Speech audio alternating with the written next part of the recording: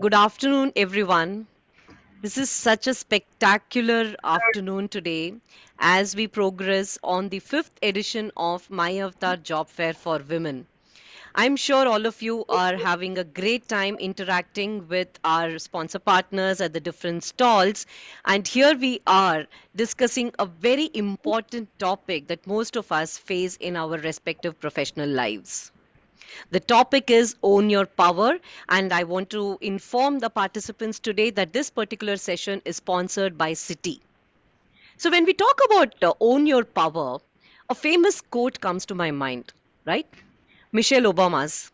She says, You have to practice success. Success just doesn't show up all of a sudden. If you aren't practicing success today, you won't wake up in 20 years to and be successful, right? Because you wouldn't have developed the habit of success, which are little small things like finishing from where you start, putting a lot of effort into everything that you do, being on time, treating people well. So in that list, I'm going to add owning up your power too. Owning up your power is such an effective positive change that brings in your own life and also helps you to broaden your circle of influence. When we as individuals own our power, we build confidence, we build an understanding of how we can enable others to make the right decisions and achieve their objectives. When we talk about owning the power in the context of workplaces, it empowers women professionals to embrace their capabilities, embrace their vulnerabilities, and challenge the stereotypes, overcome the barriers in the workplace. Inclusive organizations are those that actively foster an environment that supports and encourages women's professional growth, enabling them to thrive and reach to their fullest of potential. The good news is, my dear friends, we all have power, but the trick is to connect with it and then own it. So, today we have an August panel that is going to dwell upon how women professionals, when they own their inner strength, read power, my dear friends, are able to challenge stereotypes, build positive and influential network, embrace the leadership qualities within, and then strategically carve your career path. So we have with us today, in no particular order, I'm going to call out the panelists. We have Subha V, Director, Third Party Management at Citi. We have Sarmela Vijaysankar, Lead Manager at Vestas Supply Chain. We have Bindu Muralidharan, who is the VP HR at Merit. And we have Sekhar Sahay, who is bringing in the gender diversity to this panel, the VP HR at Thales. Welcome, my dear panelists. Glad to be here, Lakshmi. Thank you, Thank you, Sekhar. Lakshmi. Happy to be here. Thank you. Thank you. So I want to open the panel with an opening remark from each one of you. Can I just call out to you, Bindu, for your remarks for your thoughts when you heard the topic, Own Your Power? How does that resonate with you? Yeah, thanks, Lakshmi. It resonates very deeply with me, because all of us, we all have the power within us, and most times I see women thinking about, oh, I'm not good at this, or I'm not good at that, I can't do this. It's there. I mean, I think more of self-limiting. Um, uh, I wouldn't say beliefs, but we tend to look at things that probably are not in our favor rather than looking at things that are going in our favor. We're good at so many things, but we tend to look at things which we are not good at. So I feel that we need to tap into the strengths that we have, the unique strengths that each one of us has, and own that, as that is what is basically is like a propeller for you, to claim your power and own it. And at Merit, we have a huge initiative called Power, Powher. It's about owning your power actually, and nothing about empowering. We seriously believe that we don't need others to empower women. Women have it in them to go and own their power and claim their power. So Beautiful. yeah. Beautiful. Claim the power. Over to you, Shubha, for your opening remarks. Thanks, LV. Great to be part of this. To me, the first thing that comes to my mind when we say own our power is being authentic, Ah, walk the talk. Most importantly, be honest with ourselves, right? So it gives us our unique personality. Each of us is unique. And Bindu was talking about strength. So only when we own our power, when we are authentic, we can play to our strengths. Because then we know what our strengths are when we are being our authentic self and not try to fit into something that somebody expects out of us. And to my mind, if you're able to communicate with emotional intelligence, and that's why I think women have an advantage here, because the kind of emotional quotient that we have comes naturally. I'm not saying men do not have emotional quotient, but what we get is more natural. So we are more perceptive emotionally. So if we play to our strengths and be authentic, that is what owning our power is all about. And how can we do that? I'll just say three top of my mind things that comes, right? One, keep investing in ourselves. Sometimes we women do not invest in ourselves in a sustained fashion. Yes, we might do something, but not in a sustained fashion. So true. one, investing in ourselves. Two, stay grounded. Stay grounded. Always don't forget that people around us have different emotions. We are in a growth path. Everybody has their own journeys. So stay grounded. And to own our power, empower others. When you empower others, you're able to realize your own power and own it up. Beautiful. Thank you, Shubha. On that note, I'm just going to bring in Shekhar here. Shubha spoke about emotional intelligence, of course, which is gender agnostic. Shekhar, Yes. please, your remarks. First of all, thanks for the invite to be part of this panel, Lakshmi. Really appreciate that. Great to connect with Honor, Subha, Bindu, and Sarmela. So, honor to have you on board. uh, Yes. I I think Shubha touched upon it to be authentic, and I'll take it up a step further to say the power to be a woman is a power in itself.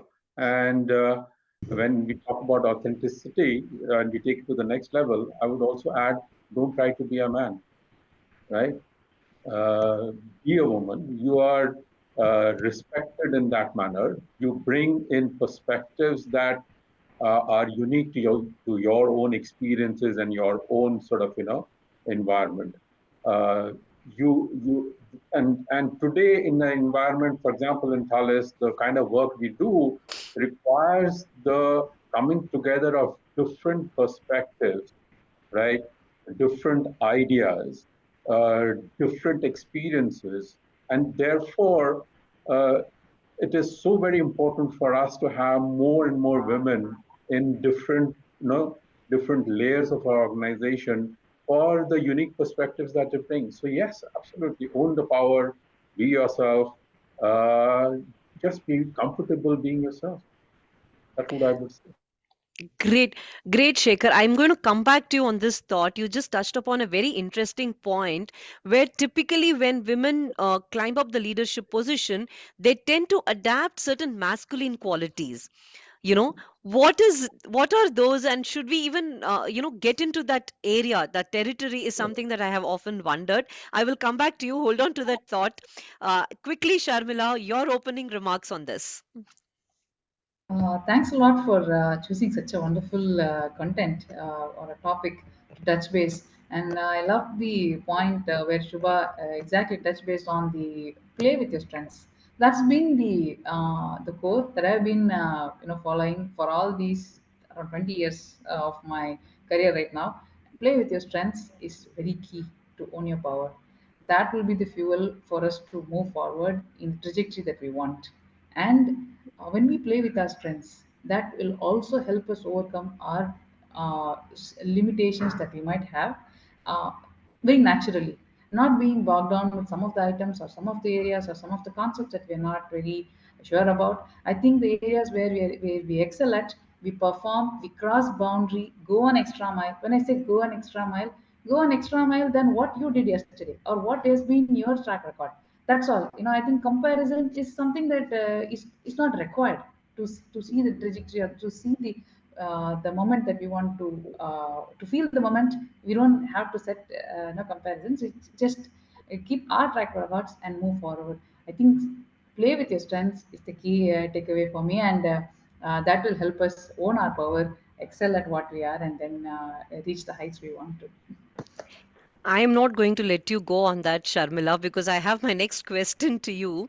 So, you are somebody who's been in men dominated industries, right, throughout in your career. So, how do you think women professionals can effectively navigate in sectors like the ones that you have worked can effectively overcome the gender biases typically that one faces to advance their careers? Yeah, this is a very interesting topic, I would say. Coming from supply chain background, right? Yeah, Supply yeah. chain, 18 years back, you can see out of 100, there are five female employees working, contributing some minor roles. Leadership positions or some strategic decision making positions are definitely the male have been there because they have been doing it for maybe so many more years before. They carry good experience, they have good insights about the concepts, or maybe analytically strong, or could be multiple reasons. For all the right reasons they were there, but slowly, diversity kicks in, and then we get to see female employees also onboarded into such programs, and we start contributing. So the moment we learn, I think, from, if you are interested in a particular field, then anyone for that matter, no matter it's men or women, they excel at it, right? So when the new set of women get into it, and the new perspective, the positive of diversity, when it kicks in, the men also get to see the new perspective of it, they receive it well. The moment any team, any group of people, men or women, they get to see the genuine effort made that has been received, immaterial for them from men or women. If women are sometimes, they get to, if they tend to look into their scope of work, limit yourself, and then you have done what you're supposed to do within your sphere of influence. You're not looking at what others, or what others want, or what another team wants. If you don't have that pair of eyes, men or women, they are not going to be acknowledged.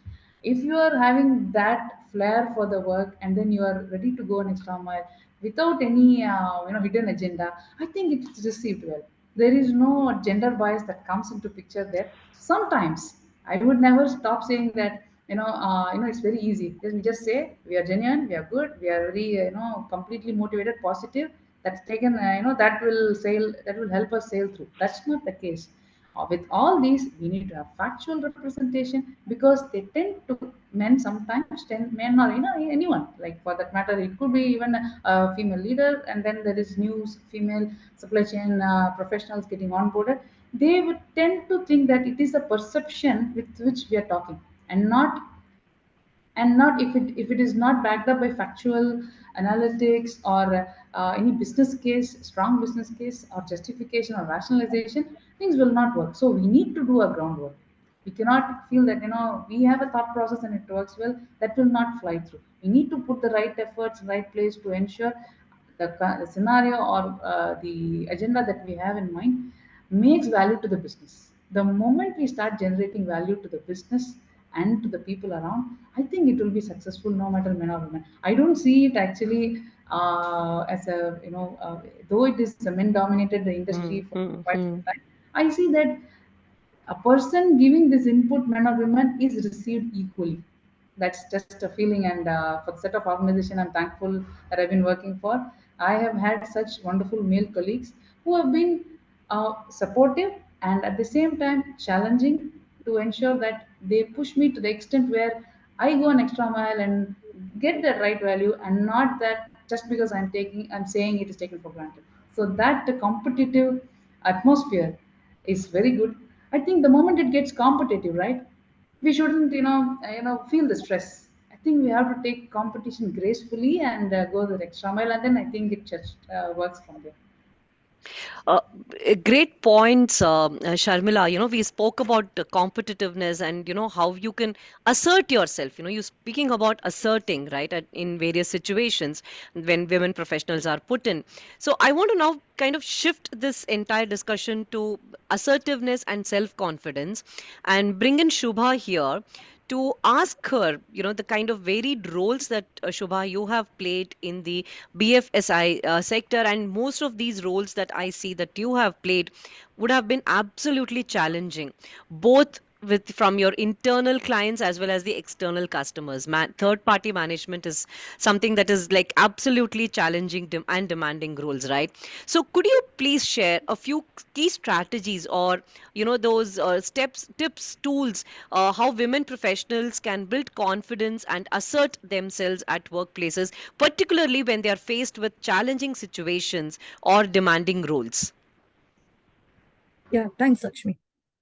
Actually, I will agree with what Sharmila says, because 15 years back, I was in Citi and I took over the role as the country fraud risk head for Citi. And fraud risk was never a role done by a woman. I was the first woman fraud risk head. So I had these bunch of guys. And in India, we also have field risk management, where we have feet on street, where people go do contact point verification, etc. So the team thought, oh, what would this woman come and do? Yeah, I did face that challenge.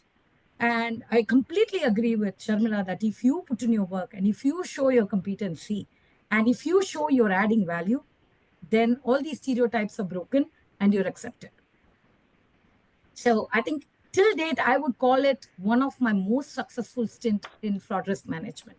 Anyway, coming back to self-confidence and being assertive. Self-confidence is about believing in yourself. And assertiveness is being able to stand up. If you go to a dictionary definition, it'll say something in a forceful manner. I tend to disagree, because to my mind, that is more aggression. To my mind, being assertive is being able to stand up, but in a very, very positive and calm manner. And that is where the difference lies. And both self-confidence and assertive are interlinked, because to be assertive, you need to be self-confident. And to portray self-confidence, you need to be assertive. So both has to walk hand in hand. And if you take self-confidence, I think the way we can build it is being self-aware, being responsible, being courageous to do the right thing, and most important, being humble. I come back to staying grounded. And how can we project being assertive is more, I think this is more with women. This is what I've observed, I might be wrong, is learning to say no. It's not just about saying no, it's how do you say no? That's what I keep telling my teams. It's never about saying no. You have to say no in the right manner. And that's when you can get your point across. Be decisive, anticipate setbacks. So when you go with something, anticipate what all can come up and be prepared for it. And how do we do this? To be self-confident, to be assertive, you need to learn to project it, listen to feedback, and feed in back into your way you interact. And our tone, our language, our body language, all this matters. I think if we follow all this consciously, we will be able to address any kind of situation and project our confidence and be more assertive in the workplace. Absolutely. You touched upon a very, very, very interesting point. When you're assertive, many a times you are, you are looked upon as somebody who is being aggressive.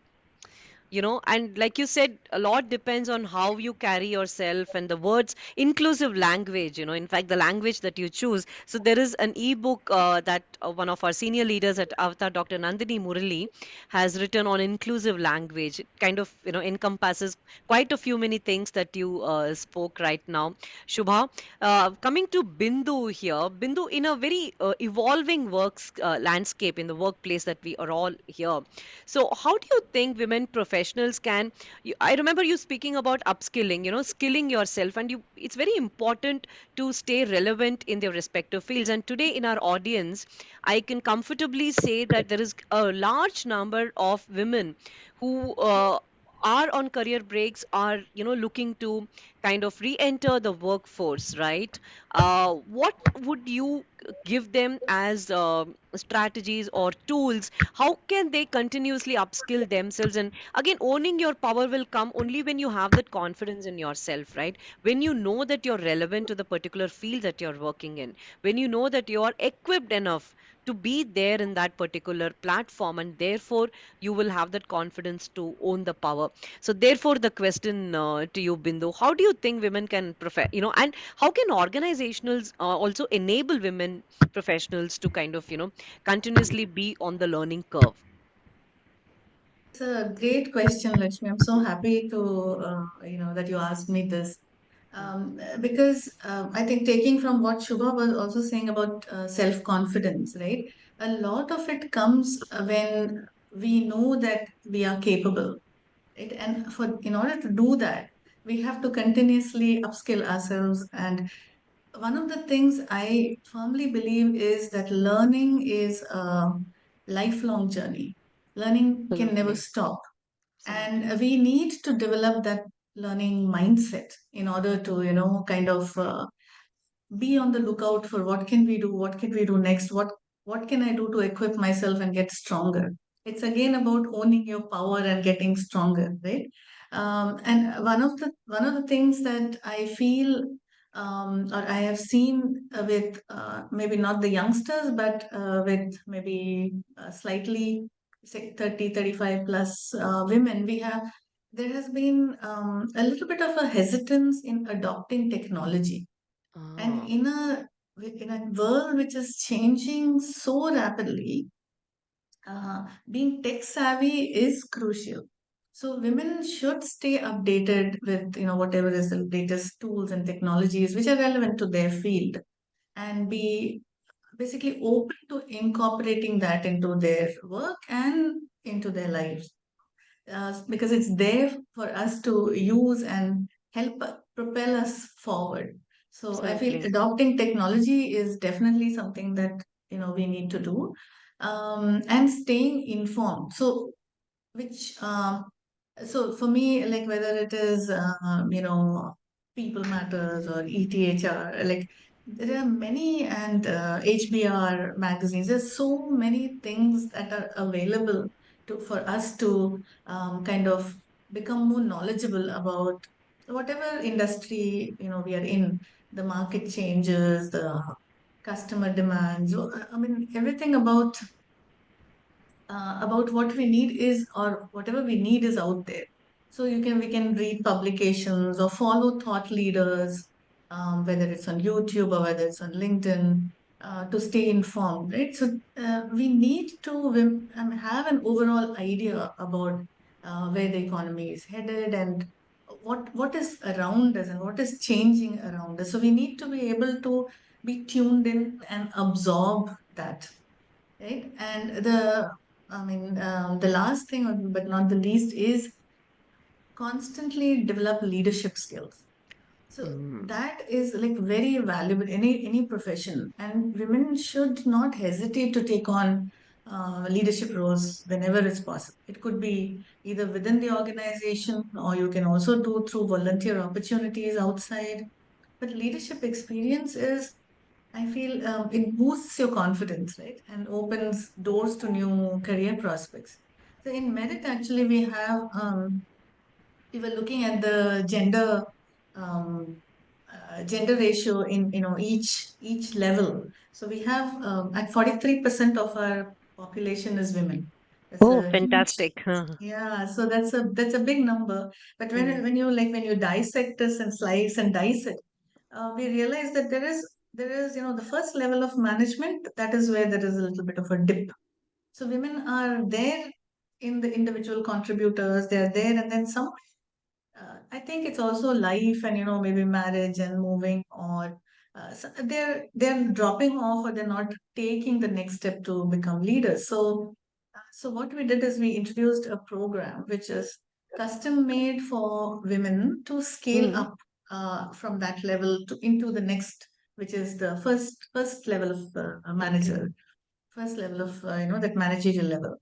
Okay. And so we are doing that customized program to kind of help them up, more of, practicing equity and making them kind of ready and eligible, so that they're able to move up when we have our promotions and IGPs. And so we have very strong processes on panel interviews that happen, so there is, no bias.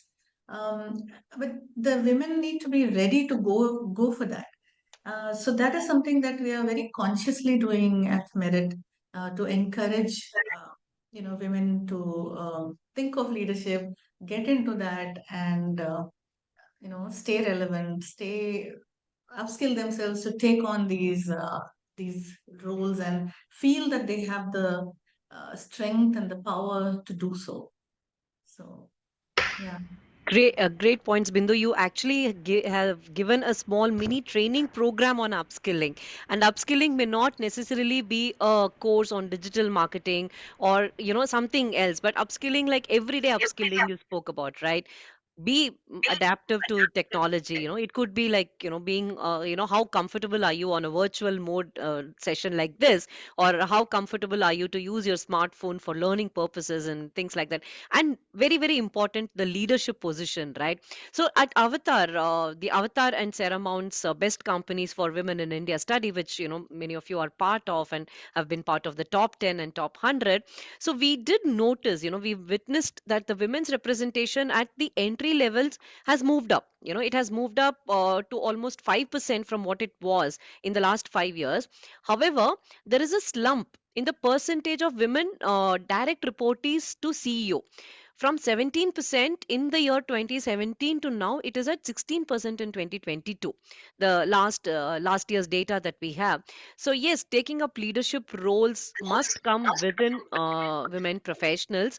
I want to quickly move to Shekhar, who's been quite a silent spectator for some time now. So Shekhar, I want to understand your take on what are the steps that organizations can take to foster an environment that kind of builds in, it has that built-in environment with the advancement of women professionals. We spoke about women upskilling, we spoke about, leadership positions. So what steps do you think, as a very, very senior HR veteran out here, Shekhar, we would love to hear from you. Okay, thanks, Lakshmi. Well, I mean, Bindu and Subha spoke about the tangible things about, okay, upskilling, Yeah. hiring more women, making sure the metrics around how many promotions were men versus women, what kind of salary increase do you give to men versus women, right? All of that, and the number of training programs, etc., that one needs to go through. Those are the tangible measures that would be like, basics, I would say, that need to be in place. But I think the larger point is about a conversation in the organization, which is on why do we need to do this, right? What's in it for the business, right? So I mean, if you take a project management approach to this, that, oh, we need to increase diversity. Well, there would be a limiting factor to that. But if you say, hey, what's the right thing to do, right? What's in it for business? And if you have that hard conversation, right? And then once you have the leadership buy-in, then you go out to the different levels of the organization saying, hey, why are you going about this? That's where it makes a difference. That's where it makes a difference. And while I'm talking all about this, I'm very glad to say that at Thales, we are extremely committed to creating a very respectful, equitable, and stimulating work environment for all our employees, first women employees. Now, while I say all of that, those are mere words, but I'm also very glad to report, Lakshmi, that we just completed our global employee engagement surveys, right? And when we looked at all the parameters around the engagement survey and we looked at men versus women, I'm very glad to say that we have no difference between the responses of men versus women amongst the 1,600 employees in India who participated to that. Fantastic. Now, the reason I mentioned that is to say, while there are words around commitment to respect, equitable work environment, here we are talking about it, and employees are appreciating it through this feedback that we just got, right? So that's the tough part that we need to continue to work on. The other thing is that we need to create role models, right, and celebrate them, right, and celebrate them in a not a cheesy manner, in a genuine, authentic, and Subha used that word authentic multiple times. That whole thing around diversity, equity, and inclusion, I in fact, internally, I've added an A to DEI. In fact, I made it idea, right, to inclusion, diversity, equity, and authenticity. So that is crucial. That is absolutely crucial. And to have an open conversation around that. Superb. I think we can also add a B, belongingness. So we can add the alphabet. So we have quite a few many alphabets in our radar. So fantastic. Thank you so much, Sekhar, on this. Now I'm going to pose a question to all of you. Maybe we can do it as a quick rapid fire, or each one of you can take 1 minute to quickly give me your responses.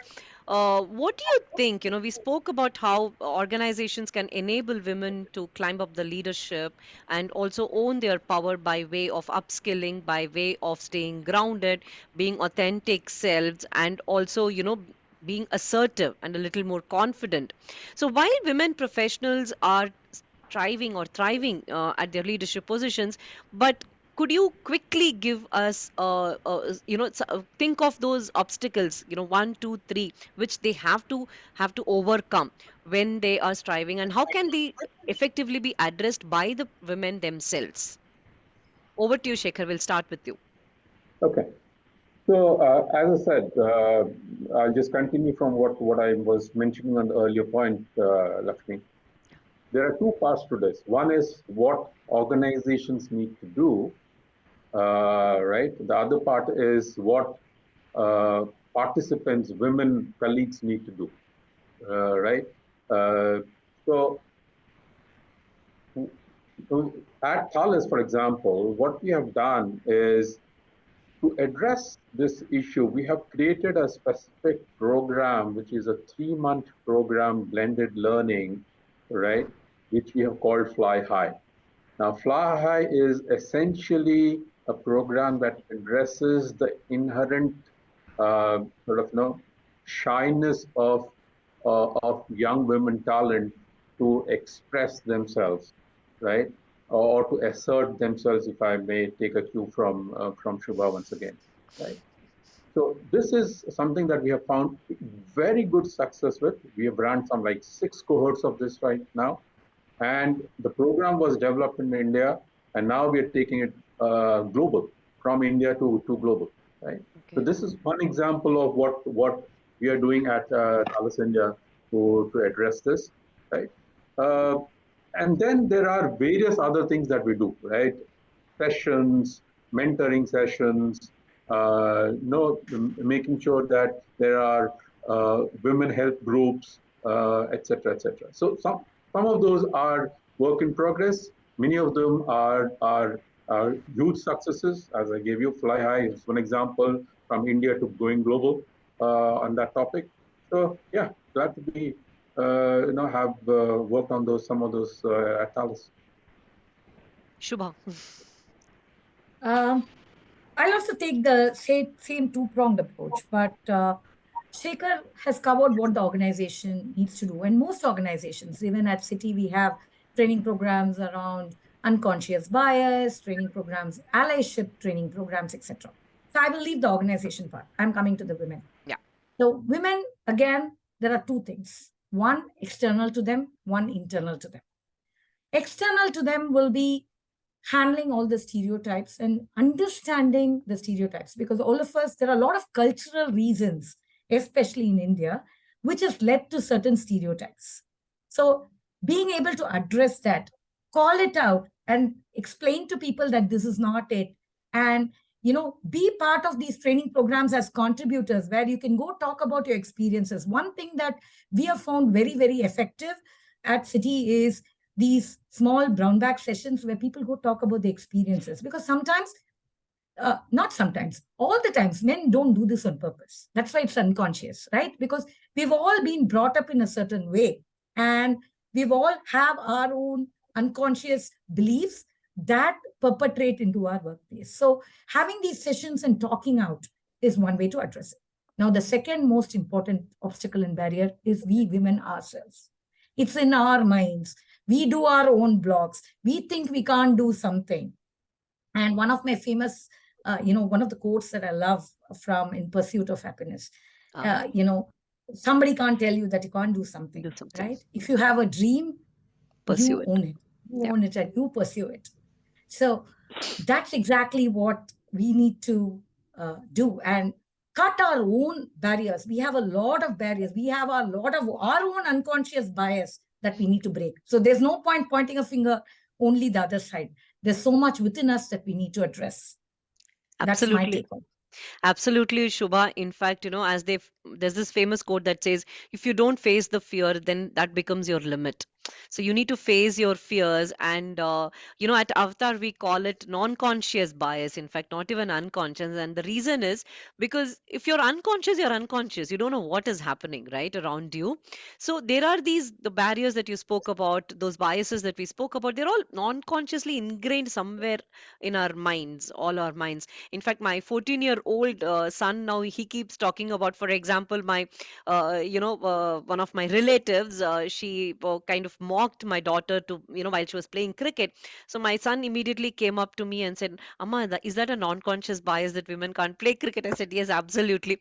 So we have these things with our, it's been passing on from generations to generation as if it was a legacy. But it's a Very very sad. valid point. Our next generation are much, much more Absolutely. aware, and they call it out, and which is very, Absolutely. very nice to see.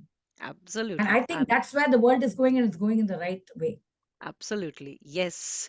Over to you, Bindu, and then we will have Sharmila's take on this. Okay. So a lot of things that both Sekhar and Shubha said, resonate with me in terms of what Sekhar said about role models. So at Merit, actually, our senior leadership team, 60% of it is women.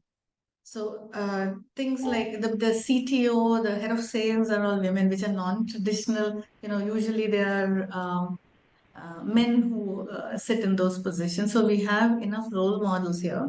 But also coming to what, adding on from what Shubha said about internal and external factors that women need to think of, I feel that, we don't advocate for ourselves as much. So women should be a bit more proactive in advocating their contributions, their accomplishments.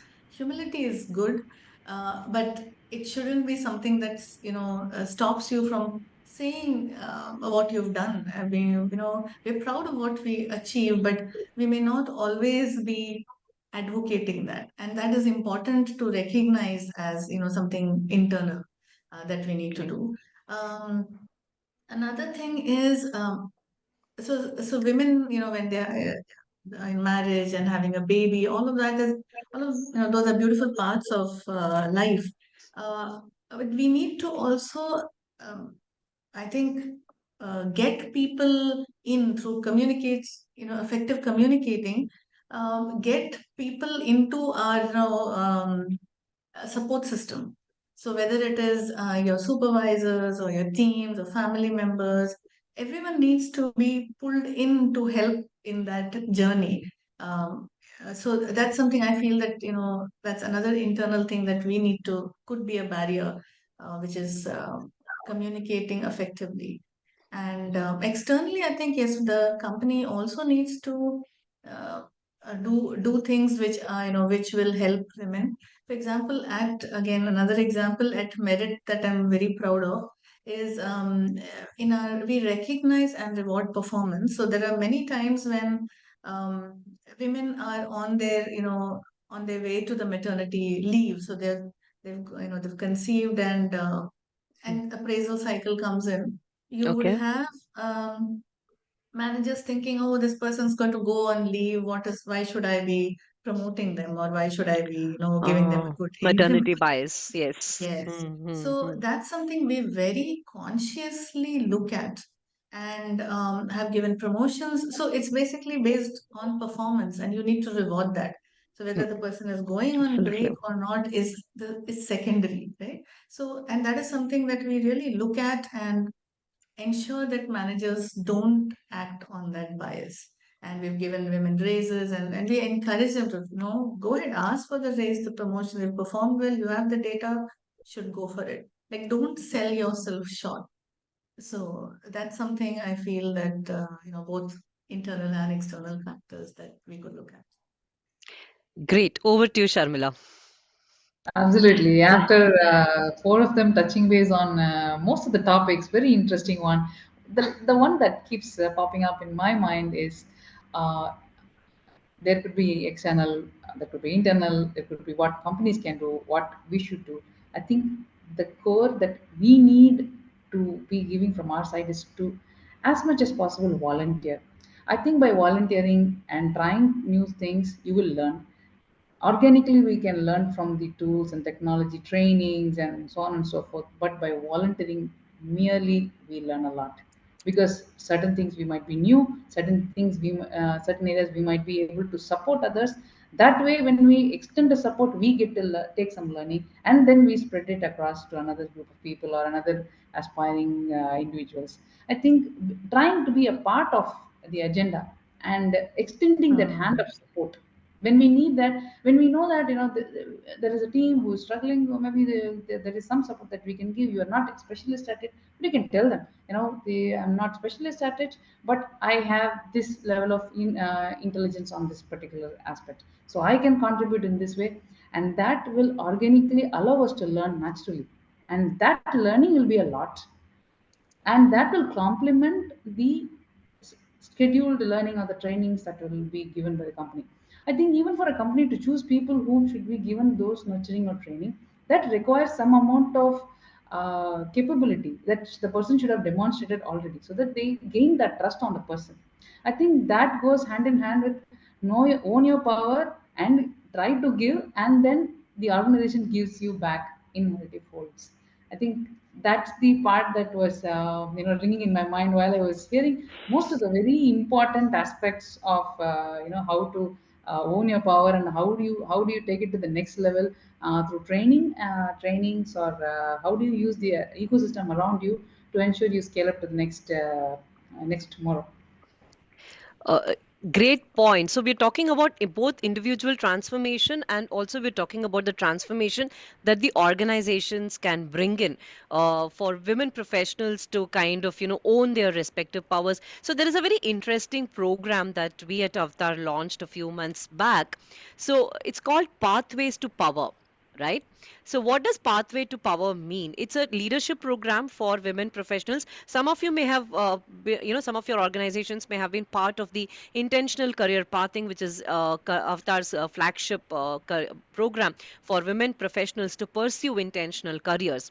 So, Pathways to Power is a step ahead, wherein the premise of the program is where we leaders, as women professionals, we operate from the source of our true power, right? Which is again then capable of catalyzing impactful change and inspiring colleagues in, expand the circle of influence and lead with authenticity. Shubha, your favorite word. So it's a certification program that we at Avtar kind of launched. And to the women professionals out here, if you're looking to climb up the leadership and if you're looking for a pathway to program, please go to avtaring.com and you will find the details here. It is a very, very interesting and a transformative program for all of you out there. So coming back to to our narrative. So Shekhar, I want to ask you this one question as an HR leader, that you may have seen so many professionals, so many individuals in different organizations. Looking at every individual, sometimes, many times, in fact, I have myself done that. One of the biggest mistakes that women make is that they believe that it's a little icky to ask for what they want, right? They believe we will perform and it's for the rest of the world to recognize us for the talent. What is your take on this? Yeah. Again, great question, Lakshmi. Well, I do recognize that emotion because I've heard it from many of my women colleagues, not only at Thales but elsewhere as well. And by the way, it may not be only a women thing. Ah, Just to be very clear, right? Uh, I guess it is the natural niceness, and Bindu used the word humility. It's the natural niceness, perhaps. But if you realize at some point of time that natural niceness is becoming an impediment to your growth, hey, you need to do something different, right? And maybe you need to then say, hey, no, well, niceness is good. It's taken me thus far, but if I want to go forward, I just need to sort of get over my uh, shyness, if I may use that word, right? Uh, to go and ask for what I want, right? And then it is also the organization's responsibility to help this individual, saying, "Hey, no, there are talent management processes in place, but you need to do your part to be noticed. You need to play your part of the true, game as well, right?" true. So, Mm. yeah. Shubha, have you ever felt disappointed by, some of your colleagues, wherein you thought that you could trust on, or you've had a situation where you've had this sense of mistrust, when you have tried to kind of be assertive or kind of, try to own the power in leading your role that you play. Yeah, there have been instances, but I look at it slightly differently, right? Okay. Mm. So one thing that all of us need to understand that your personal relationships are different from your professional relationships. Sometimes Absolutely. drawing that line is not easy. I'm not saying, you know, doing any of this is going to be easy, but that's something that we all need to pass through that journey and keep doing it continuously to be able to differentiate the personal and professional. Because sometimes we let our egos come in quite a bit, and the disappointment happens more because of our ego that we wanted something to work in our way rather than look at it rationally. So while yes, emotions do play a big role, some things that I will say to handle this, what I have practiced is, one, first of all, assess the situation, own it up, think through what could have gone differently, assess the situation, and acknowledge what's happened. First of all, sometimes we don't even acknowledge. So acknowledge what has happened. Two, emotions. Now that's a very, very key subject, right? So women are branded as being emotional. Nothing wrong in it. Own the emotions, let the emotions surface before you go do anything about it. Once you let the emotions out, then you'll be able to think rationally. It's not very easy otherwise, because when your emotions are flaring up, to go think through this rationally. So allow it, accept, be vulnerable, accept, your emotions and let it pass. Once that is done, then it's very easy, because then you can decide whether you're going to go address the issue or go talk to the person and address it in a rational manner as to what were their expectations, what did you do, and what could have happened differently. So when you accept, acknowledge, you reframe the entire problem for you unemotionally and rationally, and then you take the respective action. It's very, very easy to handle. And of course, most importantly, next time you also judge whether you're going to trust the person again or you're going to. Absolutely. You could rebuild the trust. That could happen, or you'll know better and you'll move on. Absolutely. That's my take on this. Great points, Shubha. Accepting emotions mean you be a little vulnerable. It's okay to, accept your vulnerability. And one of the key qualities of power, Bindu, what is your take on? So power is also about accepting your vulnerability, exactly what Shubha said. But how much vulnerable you think should the vulnerability be? Because it can tend to put you on a weaker spot if you kind of, own that vulnerability sometimes. That's right, Lakshmi. And like Shubha said, women are, known to be emotional. But vulnerability for me does not equate to weakness. So it's Okay. possible to maintain a sense of strength and authority while still acknowledging one's vulnerability, right? Hmm. So being vulnerable does not mean revealing every intimate detail, but it's more about sharing relevant experiences or emotions, Absolutely. which Beautiful. basically help you enhance empathy, right? Uh, In order to be able to connect better with people around you. So, and women, I feel, need to remember that they're stronger than their vulnerabilities. So, if there are maybe three things that we are vulnerable about, and if we are now aware of that, there would be maybe 10 things which are our strengths. So, uh, so if you're confident about your strengths, you're confident about your vulnerabilities as well. So for me, that's where the true power lies, right? Power lies in being authentic about both your vulnerabilities as well as your strength. And it's definitely not something that is a weakness. I think it has to be disassociated with weakness. Vulnerabilities are not weaknesses. I'll just also come to something that at Merit we have an initiative where women of Merit come together once a month for about an hour, and oh, we call it like where they share. We call it original anecdotes, right? And the tagline is "Real Women, Real Stories." So usually in that session, two of our women colleagues come forward and share their stories. So they talk about the challenges that they faced and how they overcame that and how they are where they are today with the journey that they went through. So, and we have women in the office attending the live sessions, and the women all over who are logging in remotely, they attend the sessions remotely. So it's basically we're creating a safe space for our women to share their vulnerabilities, their successes, basically their stories of what makes them who they are, and which is what makes all of us who we are, because it's all of it put together. It's a total package. Our whatever we've gone through, the journeys, the challenges, the failures, the successes, the highs and the lows, and all one all of it is one package. At the end of the day, that's who we are. So absolutely. if we are to encourage women or anyone to bring, their authentic self to work, then we need to be open to see both the vulnerabilities and the strengths together. It's not one or the other, right? So, and I think that's where, like I said earlier, power actually lies in being authentic about both Authenticity. your Yeah. yeah, Yeah. Yeah. vulnerability and your strength. Another Thanks. very I must compliment Bindu for extremely well articulated point there around vulnerability. Thank you, Bindu. yeah.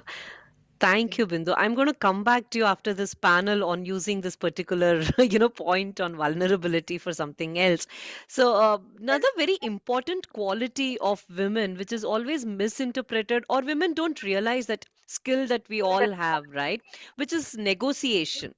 We are all well known for negotiation skills outside of workplace. It could be a dudwala, or it could be a sabji wala, or it could be anybody else, right? So we love negotiating. We negotiate like crazy, right? But when it comes to negotiating for ourselves, be it in salary or be it for promotion, we tend to kind of underplay ourselves, like we spoke, Shekhar also mentioned about not having self advocacy is not there, and therefore we don't kind of bring it out there. So are there any effective strategies, Sharmila? This is for you especially, because you have this industry wide experience. So which women can deploy to implement that self advocacy in terms of salary, particularly in terms of salary, promotions, and career opportunities? Quickly, Absolutely, a very good point, Lakshmi. Lakshmi. Yeah, Not at all.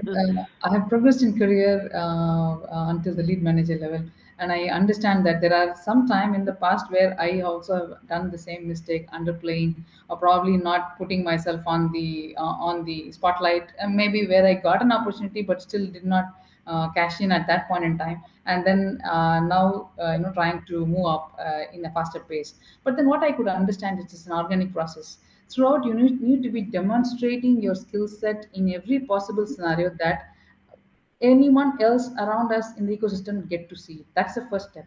And always we should be ready to do something more than what was entitled to us, what was assigned to us, that openness to do more. So if you want to be a manager, at least you need to know what a manager does, or what are the key priorities, what will our manager need from his supervisor or from her supervisor. Trying to help them from that front gives us a perspective of the next level. So then you kind of demonstrate that and be create a readiness for yourself. The moment you create the readiness, you're ready for promotion. Then the world sees or not, it's another scenario. So I know they say serendipity hits. When serendipity happens, you need to be ready, right? It's a very interesting accident that happens to a person that gives you all the that becomes like a luck. So we need to be ready. Readiness is the first thing. That's the organic promotion within the company or so on and so forth. But if you build that network and community, or being very active in different forums, also gives you a way or makes yourself confident that not only from your organization, there are other organizations also where you are an opportunity to them. So they might look at you, and then if imagine promotion cannot happen in your organization because of the setup that is, or because of the other competition might be there, that doesn't mean you don't have the skill set. Then the world is wide open. We have to just ensure that the wide open world looks at us in some way or the other. We have to create a community for ourselves so that we are more visible, so that anyone else who has a need takes you. On the flip side, on the salary and negotiation, I think we should not go and negotiate salary when we really need it. We Ah, have to do it when we are ready for it, or when we see that we are more capable, or we are ready to do the next level, or we need to do market research first to understand what is the market medium. Are we, is there any other cutting edge? Maybe the market medium is slightly above 40% above what you're taking home mm, right now. mm, But mm. are there any other special perks that you're getting that is compensating? Maybe it's very close to your residence, or it's a very convenient team, or you have a trajectory in the next 2 years. There are other items that we need to look into, other constraints that we need to consider to make a salary negotiation. So if we are ready, I think if we demonstrate the right skill set and right attitude, and if we are also known to the group where we are, featuring up, I think they will recognize that us and then be ready to stretch their compensation that they had in mind for us. So if we are under pressure, I want to change my job next month, and if I search now, I think it will be very difficult to negotiate, because I'm not very confident. But when I'm looking at a job, when I think that okay, I have learned good enough, now I have to experience new set of field or new set of people. Then if I'm open for that, then I think when I start searching, then I'm not desperate for a change. I can negotiate with Absolutely. Absolutely, absolutely, absolutely. While I would have loved to continue this discussion, sorry, but I think we have a time limit out here. Quick rapid fire, one word from each one of you. What is that one quality you think every woman professional or any other professional must possess to own their power? Starting with you, Shekhar, one quality. Lakshmi, if I were to say, actually, be good at what you do. That is the Great, foundation for great, everything else. great. And do not overthink. Go Ah, for it. fantastic, fantastic. Bindu, I would say be visible and vocal. Speak awesome, up, in wherever group discussions, meetings, everywhere. Share your ideas and expertise so people that know what you beautiful. know. So, be a advocate yourself, like I was saying. So be visible and vocal. Great. Shubha, I'm sure you're going to say authentic. Over to Yeah. you. Go for it. Authentic. And I will also, I keep telling people to think something. What would you do if you know you can't fail? I Yeah, think that we have to keep it in our mind. And if each of us take that leap, we can grow. Great. Sharmila. Uh, Strength finding, constantly be for strength finding, and identify that and keep expanding your boundaries.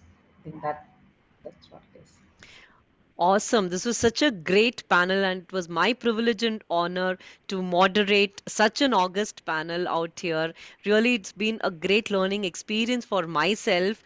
I'm sure all those beautiful ladies out there attending the job fair, remember that within each one of us lie that extraordinary spring of potential and influence. So own your power here. It's just not a topic title or a catchphrase, but remember, it's a guiding principle, right, which will enable us to navigate the currents of change and chart our own destinies and careers. So, here is to owning your power, shaping your narratives, and creating a world where all our collective strength knows no bounds. Thank you so much, my dear panelists, for being part of this session.